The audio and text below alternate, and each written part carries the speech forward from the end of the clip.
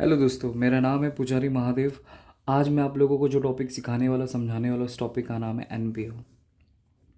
NPO का full form होता है नॉन प्रॉफिट ऑर्गेनाइजेशन।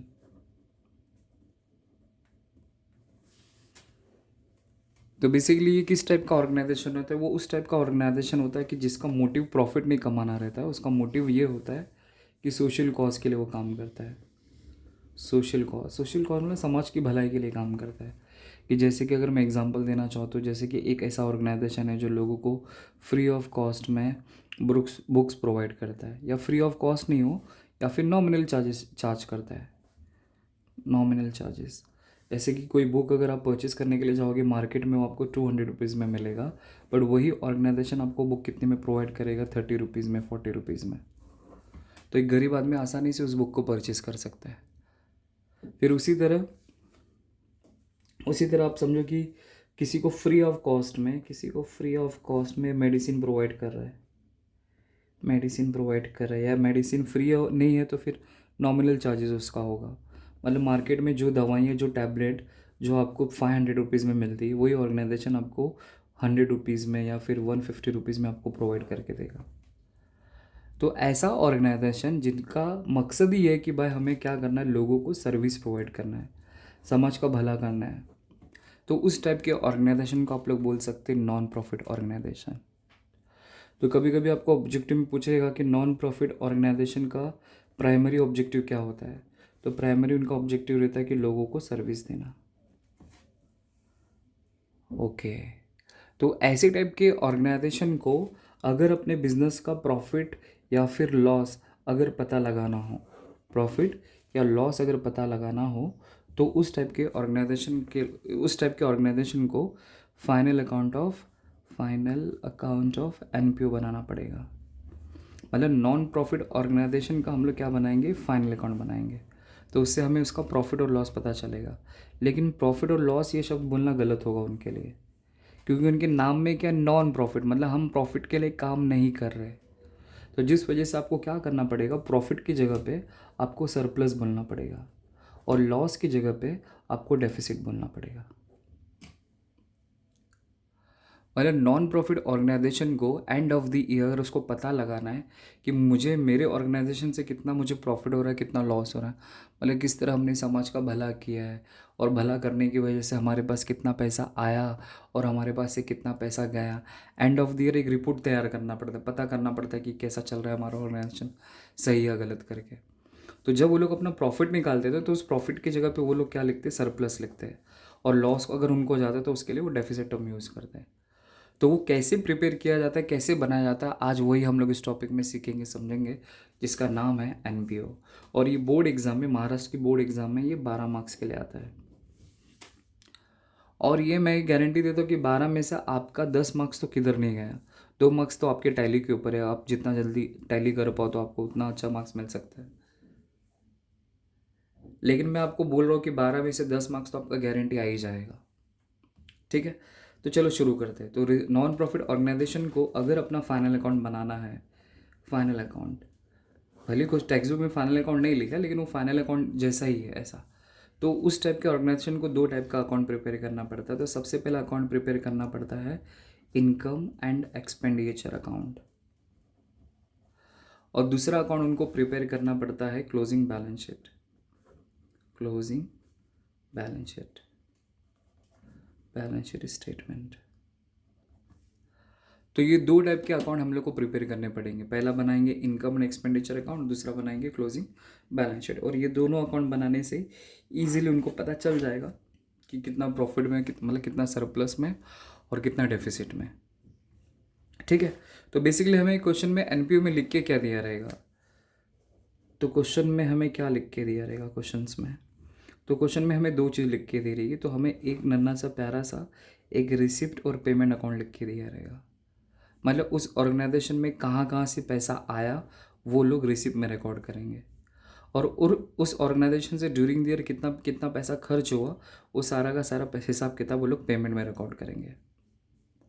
ठीक है, फिर साथ ही साथ हमें कुछ नीचे एडजस्टमेंट लिख के दिया रहेगा, एडिशनल इन्फॉर्मेशन लिख के दिया रहेगा, जैसे सारे के सारे सब में होता है। और हम लोग को पता ही है कि एडजस्टमेंट और एडिशनल इन्फॉर्मेशन को आपको हमेशा क्या करना है, 2 इफेक्ट देना है, मतलब उसको 2 टाइम्स रिकॉर्ड करना है। ठीक है, तो फिर इसको सॉल्व कैसे किया जाए, तो आप लोगों को एक माइंड सेट करा रहा हो, बस वो माइंड सेट कर लेना, तो आप लोगों के लिए थोड़ा ईजी हो जाएगा। तो जब भी हम लोग एनपीओ का प्रॉब्लम सॉल्व करेंगे तो हमें क्वेश्चन में रिसिप्ट और पेमेंट अकाउंट लिख के दिया रहेगा। तो आपको याद रखना है कि रिसिप्ट में जो कुछ भी लिख के दिया रहेगा ना, वो हमेशा हमेशा हमेशा इनकम में रिकॉर्ड होगा, इनकम साइड में। जैसे देखो मैंने यहाँ पे क्या लिखा है, इनकम और एक्सपेंडिचर अकाउंट।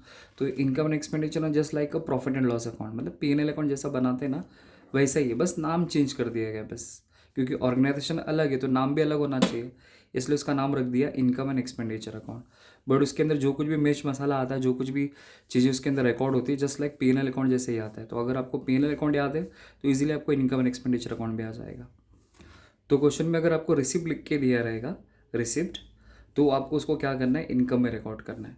अगर आपको पेमेंट का इंफॉर्मेशन लिख के दिया रहेगा तो उसको हम लोग एक्सपेंडिचर एंड असेट्स में रिकॉर्ड करेंगे। एक्सपेंडिचर एंड असेट्स में, मतलब उसका आइटम 2 जगह आता है। कभी कभी इनकम में लाइबिलिटीज में भी जाएगा, बट उसकी पॉसिबिलिटी बहुत कम है, इसलिए मैं नहीं बता रहा हूँ। मतलब 99.99% तो इनकम में जाएगा, 1% की कभी कभी पॉसिबिलिटी थी वो लाइबिलिटीज़ में चला जाएगा। तो आप ऐसा शॉर्टकट में याद रखो कि हम कसम खाते हैं कि रिसिप्ट में जो कुछ भी लिख के दिया रहेगा वो इनकम या फिर लाइबिलिटी में जाएगा, और पेमेंट में जो कुछ भी लिख के दिया रहेगा वो एक्सपेंडिचर एंड असेट्स में जाएगा, बस। और बैलेंस शीट में क्या क्या था आपको मालूम है कि बैलेंस शीट में बिजनेस के क्या क्या लाइबिलिटीज़ है और कितने असेट्स है वो आपको रिकॉर्ड करना है। और बैलेंस शीट में क्या आता है आपको ऑलरेडी सब कुछ पता है। ठीक है, तो अब हम लोग आगे बात करेंगे एडजस्टमेंट के बारे में। एडजस्टमेंट,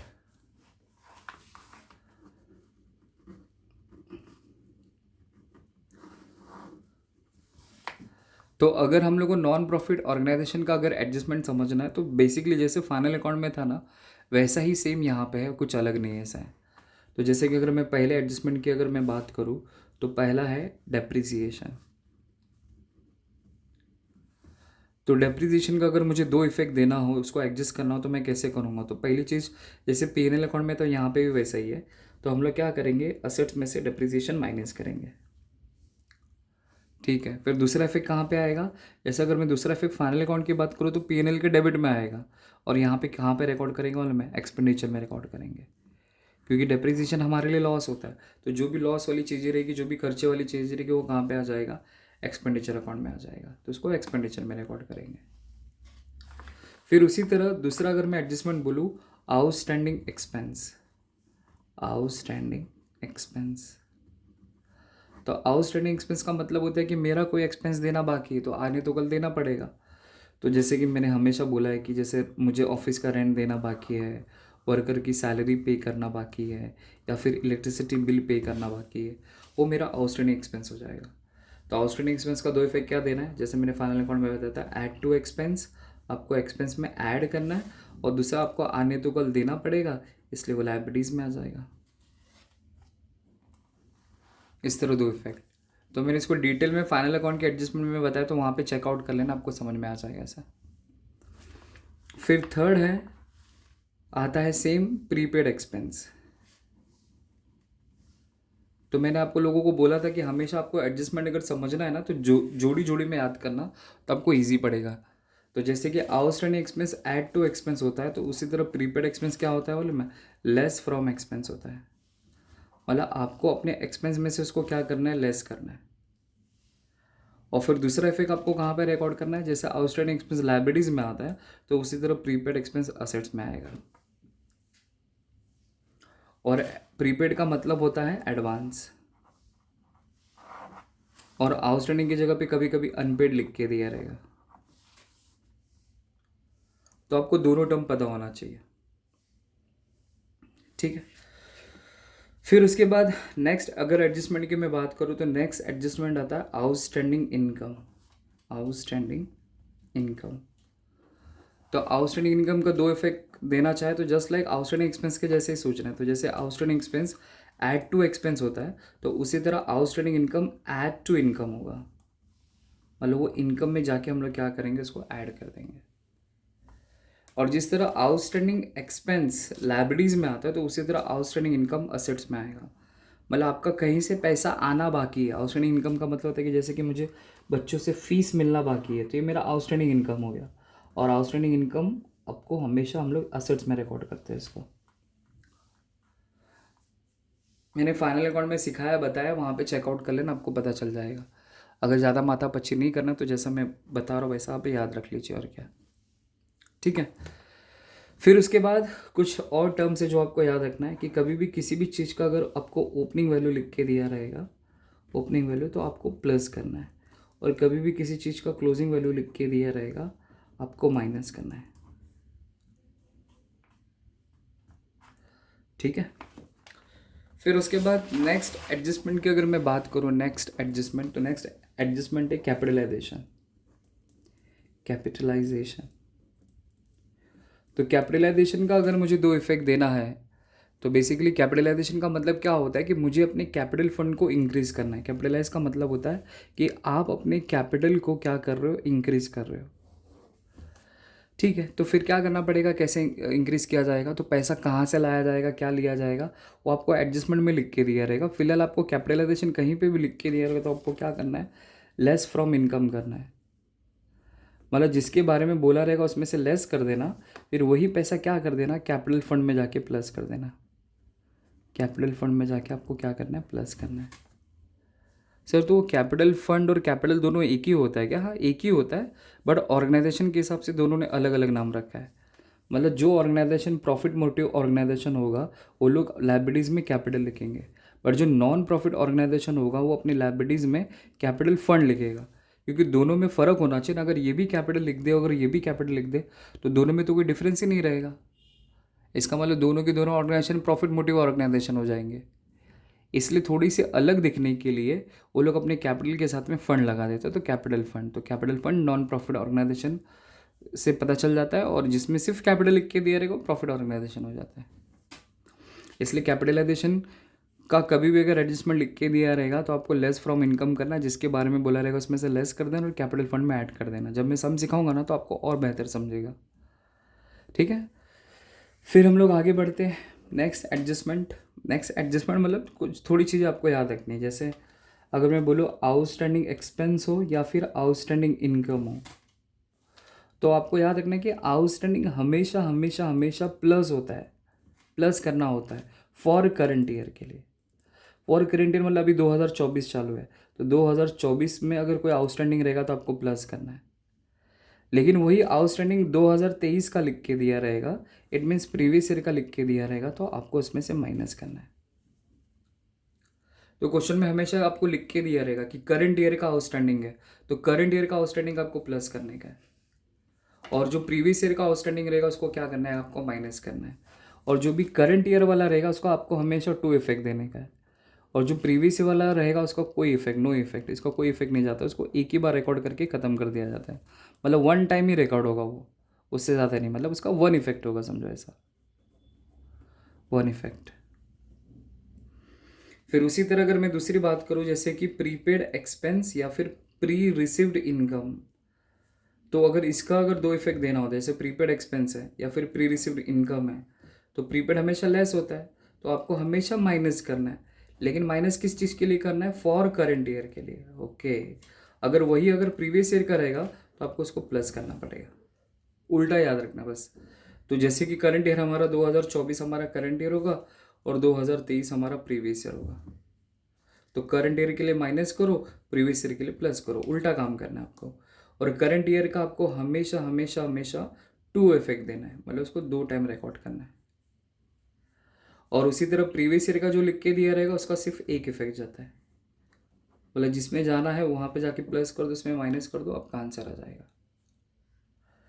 बस इतनी बातें अगर आप लोगों को इस टॉपिक में अगर याद हो गई ना तो आराम से आपकी झोली में 10 मार्क्स आ जाएगा, आराम से। बेसिकली हम लोग को क्या करना है, दो ही अकाउंट बनाना है, इनकम और एक्सपेंडिचर अकाउंट, दूसरा बैलेंस शीट। इनकम एक्सपेंडिचर में क्या आता है, रिसिप्ट और पेमेंट में जो कुछ भी लिख के दे रहे वो सब कुछ यहाँ पे उतार लिया जाएगा। तो रिसिप्ट में जो होगा वो इनकम में आएगा, पेमेंट में जो होगा एक्सपेंडिचर असेट्स में आएगा, बैलेंस शीट में क्या था आपको ऑलरेडी मालूम है। और ये कुछ 6-7 एडजस्टमेंट आपको याद रखना है बस। डेप्रिसिएशन, आउटस्टैंडिंग, मतलब सब कुछ एज जैसा फाइनल अकाउंट मैंने वैसे का वैसा ही है, यहाँ पे कुछ अलग नहीं है। बस इतना याद कर लो, आपका काम हो जाएगा। ठीक है, आई होप आपको समझा रहेगा। Thank you.